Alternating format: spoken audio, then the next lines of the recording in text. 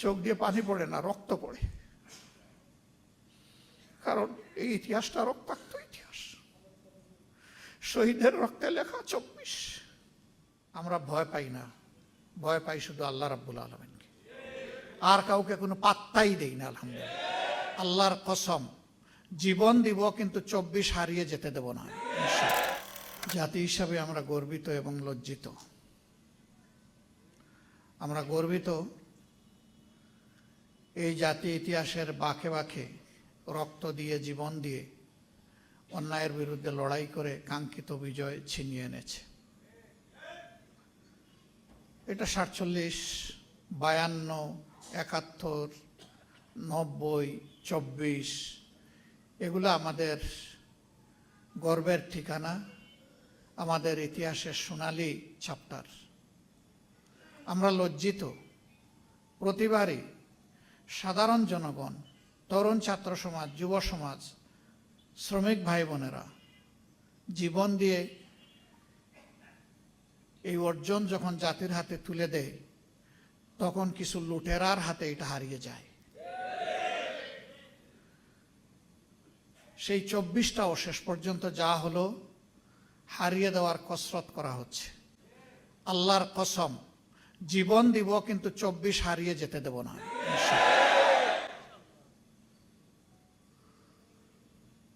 কি বাকি আছে? এই জাতি তো জীবন দিতে দিতেই এই জায়গায় এসেছে। আমাদের কি জবাব শহীদ পরিবারের সদস্যবৃন্দের কাছে?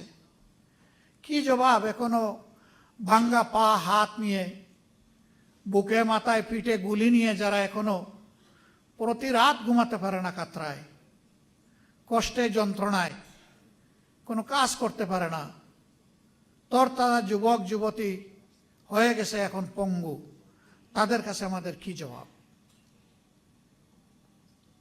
এখন যে পার্লামেন্ট এবং সরকার গঠিত হয়েছে, সবাই স্বীকার করে যে একটি 24-এর ফসল, কিন্তু কেউ কেউ বলতে চান 24 তেমন কিছু না, এর আগের অংশটা গুরুত্বপূর্ণ।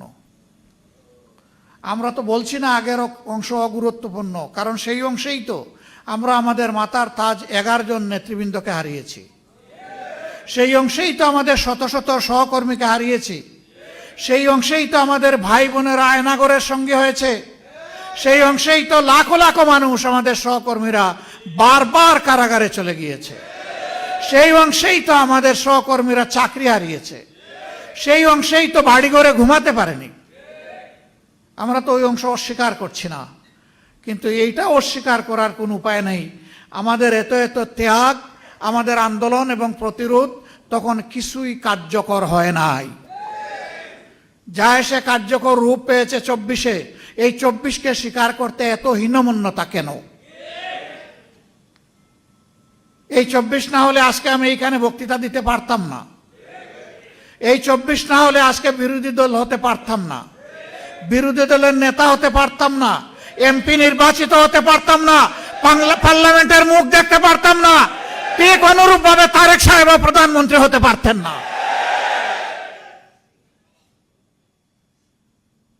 আর যে সমস্ত মন্ত্রীরা আজে বাজে কথা বলে, কেউ তো সংসদের ভিতরেই বলে ফেলে, আর কেউ টক শোতে গিয়ে বলে, দায়িত্ব জ্ঞানহীন কথা বলে, দেশ বিরোধী কথা বলে, আমরা যখন সংসদে এই বিষয়গুলো তুলে আনি, তখন বলা হয় এগুলা সংসদের বাইরের ব্যাপার। আবার আমাদেরকে যখন আঘাত করা হয়, তখন শুধু সংসদের বাইরের ব্যাপার না, আধা শতাব্দী আগের বিষয়গুলো নিয়ে আসা হয়। চিংড়ি মাছের জীবন, লাফ দিলে পিছনের দিকে যায়, সামনে রাস্তা খুঁজে পায় না, এই জাতি আগাবে কিভাবে? আমরা সবসময় বলে আসি যে আসেন সামনাটা দেখি, এগিয়ে যাই, যেই অঙ্গীকার নিয়ে 24 হয়েছে সেই অঙ্গীকার বাস্তবায়ন করি। বড় কিছু নয়। এই যুবকেরা চেয়েছিল একটা বৈষম্যহীন সমাজ, চেয়েছিল সকলের অধিকার নিশ্চিত হোক, তারা চেয়েছিল বাংলাদেশ থেকে দুর্নীতি দূর হোক, তারা চেয়েছিল চাঁদাবাজদের কবলে পড়ে জাতির যে জেরবার অবস্থা, এখান থেকে জাতি মুক্তি পাক, তারা চেয়েছিল আদালতে গেলে মানুষ যেন ন্যায় বিচারটা পায়। এই তো এতটুকু। তারা তো কারো কাছে ভিক্ষা চায়নি। জুলাইয়ের সবচেয়ে বড় দাবি ছিল ফ্যাসিবাদ যাতে বাংলাদেশে আর ফিরে না আসে, এই জন্য সংস্কার সাধন করা, একটা নতুন বাংলাদেশ গড়ে তোলা, অতীতের পচা রাজনীতিকে বিদায় জানানো, নতুন রাজনীতিকে আলিঙ্গন করা, মানুষকে আশাবাদী করে তোলা। এই জন্যই হয়েছিল গণভোট। সেই গণভোটের ব্যাপারে বলা হয় এটা তো সংবিধানে নাই। বলা হয় এই 4 প্রশ্ন এত জটিল, আমি বুঝতে লাগে 4 ঘন্টা, জনগণ কিভাবে ভোট দিল? কেন?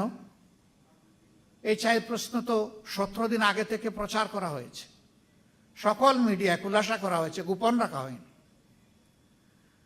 আপনারা বুঝাতে চান যে জ্ঞান বুদ্ধি শুধু আপনাদের আছে, এই দেশের 18 কোটি মানুষের নাই? তা তো মানুষকে আপনারা অপমান করছেন। আমি মূর্খ হতে পারি, কিন্তু আমার জাতি তো মূর্খ, আমি কথা বলতে পারি না।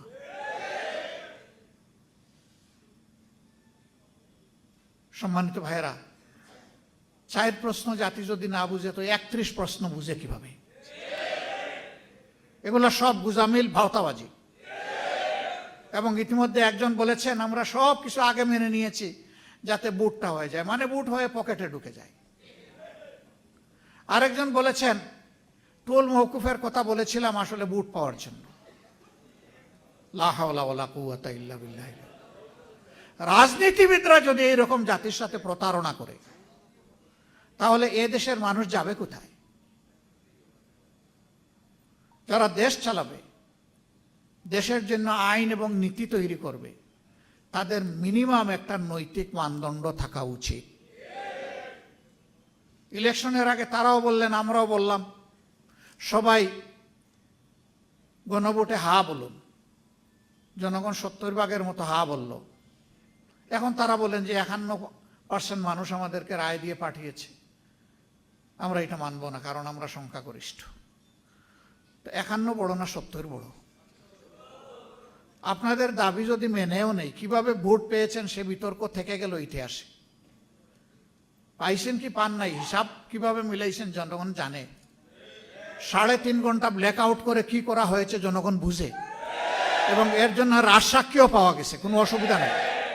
ইতিহাস অবশ্যই এটাকে পর্যালোচনা করবে ইনশাআল্লাহ, এবং যার যার পাওনা সবাই সময় মতো পেয়েও যাবেন ইনশাআল্লাহ। এই দেশকে আমরা ভালোবাসি। এই দেশ কোনো একক দলের নয়। এই দেশ প্রত্যেকটি নাগরিকের, ধর্ম বর্ণ নির্বিশেষে। সম্মানিত ভাই বোনেরা, অনেক কথা বলে ফেললাম। শহীদ পিতারা বলে গেছেন যে তাদেরকে হুমকি দেওয়া হচ্ছে। এই হুমকি আপনাদেরকে নয়, কার্যত এই হুমকি জাতিকে দেওয়া হচ্ছে, এই হুমকি আমাদেরকে দেওয়া হচ্ছে। আপনারা আমাদেরকে আলাদা ভাবছেন কেন? আমরা তো প্রথম দিনই আপনাদের ঘর বাড়িতে হাজির হয়ে বলে দিয়েছি যে এখন থেকে আপনাদের পরিবারের সদস্য আর একটা সদস্যের নাম হচ্ছে বাংলাদেশ জামাত ইসলাম। আমরা আপনাদের পরিবারের সদস্য হয়ে আছি। হয়তো পারি না সবসময় খোঁজখবর নিতে, মনে চাইলেও, কিন্তু আমাদের অন্তরে আপনারা 7 দিন 24 ঘন্টায় আছেন। আলহামদুলিল্লাহ থাকবেন। এই ঋণ পরিশোধ করার কোনো শক্তি আমাদের নাই, কিন্তু আমরা চেষ্টা করে যাব যাতে আপনাদেরকে সম্মানটুকু দেখাতে পারি। আল্লাহ যেন এই শক্তি আমাদেরকে দান করেন। আপনাদের নিরাপত্তা আমাদের নিরাপত্তা। আমরা ভয় পাই না, ভয় পাই শুধু আল্লাহ রাব্বুল আলামিনকে। আর কাউকে কোনো পাত্তাই দেই না। আলহামদুলিল্লাহ পাত্তা দিব না ইনশাআল্লাহ। আহত পঙ্গু ভাইয়েরা যারা আছেন তাদের জন্য বড় দুঃখ। শহীদ হয়ে যারা চলে গেল আমরা বিশ্বাস করি তারা তো জান্নাতের পাখি হয়ে গেল, কিন্তু যারা এই যে বেঁচে আছে কষ্ট নিয়ে, তাদের জন্য বড়ই কষ্ট লাগে। আসলে তাদের জন্য কার্যকর কিছু আমরা করতে পারিনি। আমরা বড় লজ্জিত। সরকার পারে। এই জন্যে এই বাজেট সেশনে 2 বারে এই দাবি উত্থাপন করেছি যে মেহরবানি করে তাদের বিষয়টা সর্বাধিক অগ্রাধিকার দিয়ে দেখতে হবে। রাষ্ট্র যদি না দেখে তাহলে এই রাষ্ট্র হবে অভিশপ্ত রাষ্ট্র। এই রাষ্ট্র হবে অকৃতজ্ঞ রাষ্ট্র, নিমক হারাম রাষ্ট্র। আমরা আশা জাগাইয়ে রাখতে চাই যে এই রাষ্ট্র নিমক হারামি করবে না এদের সাথে, কিন্তু যদি করে তাহলে অতীতে যেমন নিমক হারামদের কোনো ভালো পরিণতি হয়নি, বর্তমানেও হবে না। সম্মানিত ভাই বন্ধুগণ, যারা এসেছেন তাদের কাছে আমরা কৃতজ্ঞ। কৃতজ্ঞতার ভাষা খুঁজে পাই না, হারিয়ে যাই। আবেগ আসে, কান্না আসে, চোখ দিয়ে পানি পড়ে না, রক্ত পড়ে। কারণ এই ইতিহাসটা রক্তাক্ত ইতিহাস, শহীদের রক্তে লেখা 24। হে রব্বুল আলামিন, তুমি এই শহীদদেরকে কবুল করার দেশটাকেও কবুল করো। ইয়া আল্লাহ, এটাকে সম্মানের, শান্তির, অগ্রগতির একটা দেশ বানিয়ে দাও, ন্যায় বিচারের একটা দেশ বানিয়ে দাও, আমাদের যুবকদের স্বপ্নের প্রত্যাশার দেশ বানিয়ে দাও, যেন আমরা মরার সময় শান্তি নিয়ে মরতে পারি, যে আমাদের জেনারেশনের হাতে, পরবর্তী জেনারেশনের হাতে একটা বাসযোগ্য সম্মানের দেশ আমরা তুলে দিতে পারলাম। আমাদের জন্য দোয়া করবেন। আমরা ইনশাআল্লাহ জীবন থাকতে কোনো অন্যায়ের কাছে মাথা নত করব না, সে যত বড় শক্তি হোক। কোনো ভয়টা দেখাই আমাদের কোনো লাভ নাই ভাই, আমরা ওই সমস্ত ভয়কে পাত্তা দিই না। বাংলাদেশ ভয়কে জয় করেই 2026 সালে এসে উপনীত হয়েছে। আমরা দাবি করছি, জুলাই সনদে লেখা আছে শহীদদের এবং আহত যোদ্ধাদের নামে বাংলাদেশের বিভিন্ন সড়ক এবং স্থাপনার নামকরণ করা হোক। যত তাড়াতাড়ি এটা করা হবে, আমরা ধরে নিব সরকার তত বেশি তাদের প্রতি শ্রদ্ধাশীল। আমরা সেই দাবি আজকে পাবলিক স্পেস থেকে রেখে গেলাম, সংসদে বলেছি, বলতে থাকবো। দাবিগুলা ন্যায্য দাবিগুলা অর্জন না হওয়া পর্যন্ত সংসদের ভিতরে আমাদের লড়াই চলবে ইনশাআল্লাহ। আপনাদেরকে সাথে থাকতে বলছি না, আমরা আপনাদের সাথে আছি ইনশাআল্লাহ। আমরা আপনাদের সাথে ছিলাম, আছি। আল্লাহ যতদিন বাঁচায় রাখবেন থাকবো ইনশাআল্লাহ, থাকবো ইনশাআল্লাহ, থাকবো।